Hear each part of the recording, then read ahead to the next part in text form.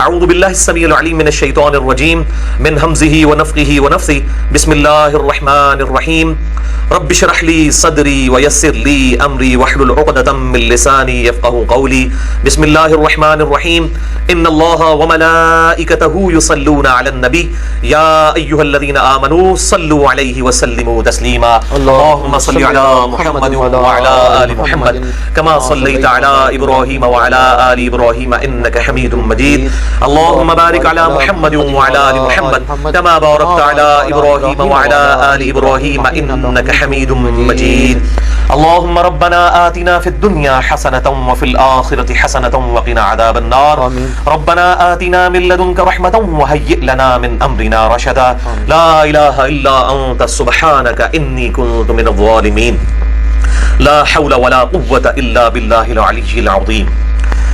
الحمدللہ آج 21 محرم الحرام 1438 ہجری 23 اکتوبر 2016 اور اتوار کا دن ہے۔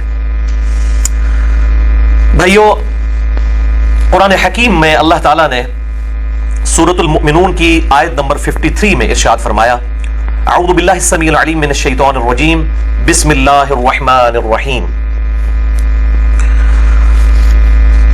اگلی امتوں کا ذکر کرتے ہوئے کہ انہوں نے اپنے نبیوں کے جانے کے بعد ان کی تعلیمات کو کس طریقے سے ٹیمپر کیا اور آپس میں فرقوں میں بٹ گئے۔ فَتَقَطَّعُوا أَمْرَ بَيْنَهُمْ زُبُرًا، پس انہوں نے کاٹ دیا اور پارا پارا کر دیا اپنی جمعیت کو، اللہ کی طرف سے جو حکم آیا تھا اس کو توڑ دیا۔ كُلُّ حِزْبٍ بِمَا لَدَيْهِمْ فَرِحُونَ، اور ہر گروہ اس بات پر خوش ہے جو اس کے ہاتھ میں ہے۔ تو وہ سب کے سب لوگ اس بات پر خوش تھے کہ اگر ہمارے اندر کچھ خرابیاں موجود ہیں تو ہمارے پاس یہ ایسٹ بھی موجود ہے، اور سیم اینالوجی اس امت کے اندر بھی آ گئی، جس کی پریڈکشن امام کائنات سید الاولین والآخرین شفیع المذنبین رحمت للعالمین سیدنا و مولانا امام اعظم محمد رسول اللہ صلی اللہ علیہ وآلہ وسلم نے پہلے ہی فرما دی تھی۔ چنانچہ اسی کانٹیکسٹ میں صحیح بخاری اور صحیح مسلم کی متفق علیہ حدیث ہے۔ صحیح بخاری میں انٹرنیشنل نمبر کے مطابق 3456 3456، صحیح مسلم میں 6781 اور مشکات میں بھی موجود ہے 5361 کہ آپ صلی اللہ علیہ وسلم نے ارشاد فرمایا تم بھی اگلے لوگوں کی پیروی شروع کر دو گے قدم بقدم بالشت بر بالشت، حتیٰ کہ اگلے لوگوں میں سے کوئی شخص گوہ کے سوراخ میں داخل ہوا تو تم بھی وہی کام کرو گے۔ صحابہ کرام علیہم رضوان علیہم السلام نے پوچھا کہ اے اللہ کے محبوب صلی اللہ علیہ وآلہ وسلم، کیا یہ اگلے لوگوں سے مراد یہود و نصارہ ہیں، جیوز اور کرسچنز ہیں؟ تو آپ صلی اللہ علیہ وآلہ وسلم نے ارشاد فرمایا کہ اگر وہ لوگ مراد نہیں تو پھر کون سے لوگ مراد ہیں؟ یعنی جو جو خرابیاں یہود و نصارہ میں آئیں وہ اسی امت میں من و عن اسی طریقے سے آئیں گی۔ اب وہ اس آیت کو یاد کر لیجئے، سورۃ المؤمنون آیت نمبر 53، کل حزب بما لدیہم فرحون، ہر گروہ اس بات پر خوش ہے جو اس کے ہاتھ میں ہے۔ اور اس کی پریکٹیکل اپلیکیشن جو ہے وہ شروع ہی میں جو اسلام میں دراڑ پڑ گئی اس حوالے سے کہ ایک طرف اہل سنت اور دوسری طرف اہل تشیع آ گئے۔ اہل سنت کے پاس بھی جو کچھ ہے وہ اس میں بڑے خوش ہیں کہ ہمارے پاس چلے وہ چیزیں نہیں لیکن ہمارے پاس بھی یہ ایسٹ ہے، صحابہ کی محبت ہے، باقی چیزیں ہیں۔ اہل تشیع اس بات پہ خوش ہے کہ ہمارے پاس چلے وہ چیزیں نہیں تو ہمارے پاس اہل بیت کی محبت ہے، اور دونوں اپنے ان چیزوں کے اوپر خوش ہیں۔ کل حزب بما لدیہم فرحون۔ اسی کانٹیکسٹ میں محرم الحرام 1438 ہجری میں میں نے اس چیز کا ارادہ کیا کہ وقتاً فوقتاً جو مجھے ای میلز ملتی رہتی ہیں میرے ای میل ایڈریس پر mirza_95@yahoo.com پہ، اس کے علاوہ بھی وقتاً فوقتاً لوگ سوالات پوچھتے رہتے ہیں، آپ لوگوں کی طرف سے یہ سوال آتے ہیں، تو ان تمام سوالوں کو ایک انٹلیکچوئل ترتیب دی جائے اور ایک کوسچن آنسر سیشن ریکارڈ کروایا جائے ویڈیو کے اندر، تاکہ یہ قیامت تک کے لیے ایسٹ ہو جائے۔ اور ظاہر ہے کہ اب یہ ایک ڈیٹیل کوسچن آنسر سیشن ہے، ہماری کوشش ہے تقریباً یہ ملا کے 100 کے قریب سوال بنے گے، شاید اس سے بھی زیادہ بن جائیں۔ تو اب یہ جو سوالات ہیں ان کو ڈسکس کرتے ہوئے ظاہر ہے کہ بسا اوقات ریفرنس دیتے ہوئے کافی ساری ڈیٹیل چیزیں بھی آئیں گی، لیکن میں کوشش کروں گا کہ جن چیزوں پہ میں آلریڈی لیکچرز ریکارڈ کروا چکا ہوں میں ان کے حوالے دے دوں اور باقی چیزوں کو مختصر بیان کر دیا جائے، کیونکہ اکثر لوگ مجھے یہ کہتے بھی ہیں کہ جی اب آپ خود اتنا بڑا آئیکن بن چکے ہیں، حالانکہ میں اپنے آپ کو نہیں سمجھتا۔ وہ کہتے ہیں جی آپ ہمیں ریفرنس کے بغیر بتایا کریں کہ آپ کا موقف کیا ہے اس مسئلے میں، تو میں نے اسی بت پرستی کو تو توڑا ہے۔ وہ کہتے ہیں غامدی صاحب کرتے ہیں وہ اپنا موقف دے دیتے ہیں، باقی علماء اپنا موقف دیتے ہیں، تو آپ بھی دیا کریں۔ تو میں نے اسی بت پرستی کو توڑا ہے کہ موقف جو لوگ دیتے ہیں ساتھ ریفرنس بیان نہیں کرتے، کاؤنٹر چیک نہیں ہو سکتا۔ احادیث بھی کوئی بیان کرتے ہیں ان کی بھی نمبرنگ نہیں بتاتے، ضعیف ہو صحیح ہو بیان کر جاتے ہیں، اور سب کے سب اہل سنت کہلوانے والے تینوں گروہ بریلوی دیوبندی اور سلفی یعنی اہل حدیث اور اہل تشیع کا بھی یہی حال ہے۔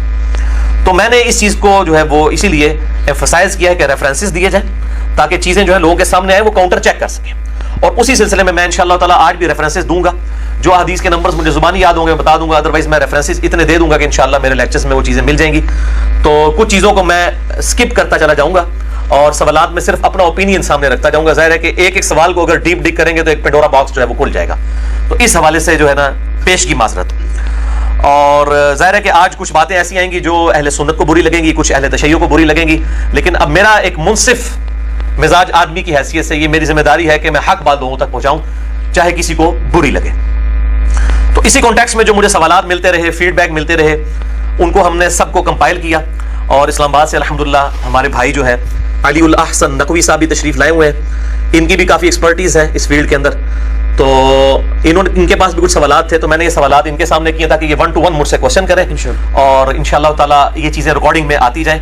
اور چونکہ ان کا تجربہ بھی ہے اس حوالے سے تو یہ بہتر انداز میں کوشچن کر سکتے ہیں. تو اسی کانٹیکسٹ میں ڈیٹیل میں جانے سے پہلے میں کچھ اناؤنسمنٹس بھی کر دوں, مزید کچھ تمہیدی باتیں جو میں ضروری سمجھتا ہوں. اب ظاہر ہے ایک شاید 3-4 گھنٹے کی نشست جو ہے وہ ریکارڈنگ میں آئے تو وہ چیزیں اس میں آ جائیں. اس میں سے پہلی ضروری بات وہ یہ ہے کہ آپ میں سے اکثر لوگ میرے ماضی سے واقف ہیں اور انٹرنیٹ پہ تو اب لاکھوں لوگوں تک یہ بات پہنچ چکی ہے. میں پھر ریپیٹ کر دوں کہ میرے بھائیوں, میری پیدائش ایک کٹر بریلوی خاندان میں ہوئی 4 اکتوبر 1977 اور آج جو ڈیٹ ہے وہ ہے 23 اکتوبر 2016, یعنی تقریباً میری 39 ایئرز ایج ہو چکی ہے اس وقت اور لیونر ایئرز کے اعتبار سے 40 سے کراس کر چکی ہے. تو میں اپنی پیدائش 4 اکتوبر 1977 سے لے کر 2007 کے اینڈ تک تقریباً 30-31 سال تک بریلوی رہا. اس کے بعد کچھ عرصہ 2008 میں دیوبند اور پھر کچھ عرصہ اہل حدیث کے ساتھ بھی گزرا. اور اس کے بعد پھر اسٹڈی کے طور پر میں نے اہل تشیع کو بھی بڑے قریب سے دیکھا, ان کی بھی چیزیں سنی, پڑھی اور دیکھی. اور الحمدللہ آج بھی میں سب کی باتیں سنتا ہوں, جس کی حق بات ہے قبول کرتا ہوں, اور جہاں پر اختلاف ہے علمی طریقے سے بغیر کسی کلمہ گو مسلمان کی تکفیر کیے ہوئے اپنا پروٹیسٹ اس کے سامنے ریکارڈ کروا دیتا ہوں. باقی حق کسی کو گھول کے پلانا یہ میری ذمہ داری نہیں ہے, یہ تو انبیاء کی ذمہ داری نہیں ہے, ان کی بھی ذمہ داری ہے وما علینا الا البلاغ. تو بات صرف پہنچا دینا یہ ہے ذمہ داری.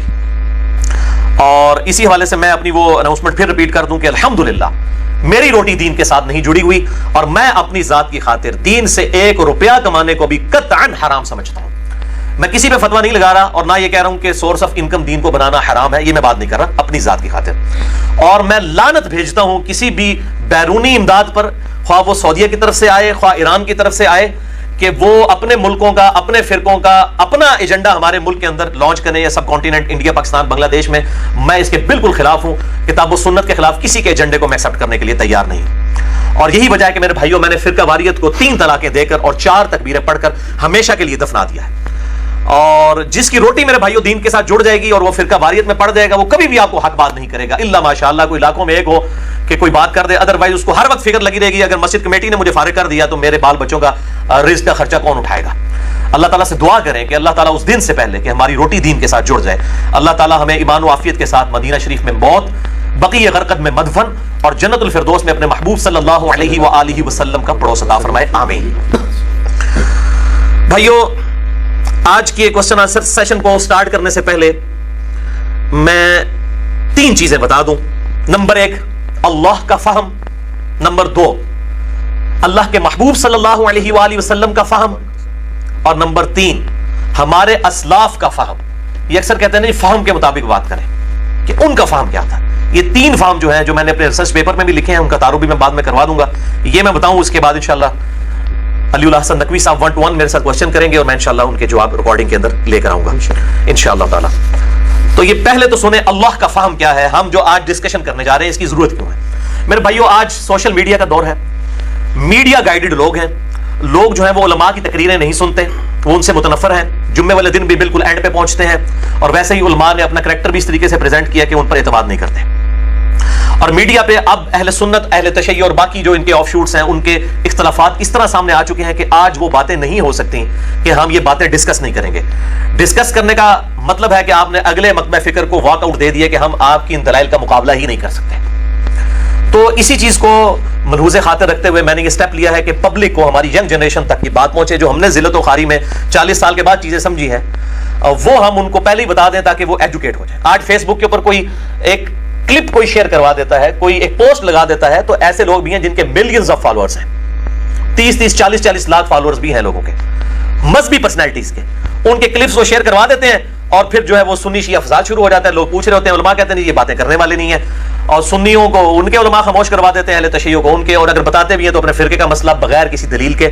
تو اب اس حوالے سے میں اللہ کا فہم بیان کروں گا, اللہ کے محبوب صلی اللہ علیہ وآلہ وسلم کا فہم بیان کروں گا, اور ہمارے سلف کا فہم امام مسلم بن حجاج قشیری المتوفى 261 ہجری رحمہ اللہ تعالی وعلیہ السلام, ان کا فہم بھی انشاءاللہ میں بیان کروں گا. یہ تینوں فہم. پہلا فہم سنیں سورۃ البقرہ آیت نمبر 159 اور 160. اعوذ باللہ من الشیطان الرجیم, بسم اللہ الرحمن الرحیم. ان الذین یکتمون ما انزلنا من البینات, بے شک وہ لوگ جو کہ چھپا لیتے ہیں ان روشن ہدایت کی باتوں کو جو ہم نے نازل کی ہیں, من بعد ما بیناہ للناس, بعد اس کے کہ ہم نے لوگوں کی ہدایت کے لیے ان کو ہم نے تو بیان کر دیا, فی الکتاب اپنی کتاب میں, اولئک یلعنہم اللہ, ایسے لوگوں پر اللہ کی لعنت ہے, ویلعنہم اللاعنون, اور تمام لعنت کرنے والوں کی لعنت ہے جو حق بات کو چھپا لیتے ہیں. اس وقت یہود و نصارہ چھپاتے تھے, آج ہمارے علماء چھپاتے ہیں, اور آپ نے, میں نے حدیث شروع میں بتا دی کہ وہی خرابیاں اس امت میں بھی پیدا ہوں گی. اور وہ چھپاتے کیوں ہیں؟ تاکہ وہ کل حزب بما لدیہم فرحون, ہر گروہ اس پہ ہی خوش رہے جو وہ اپنے اسی کنویں کا مینڈک بنا رہے جو اس کے پاس موجود ہے.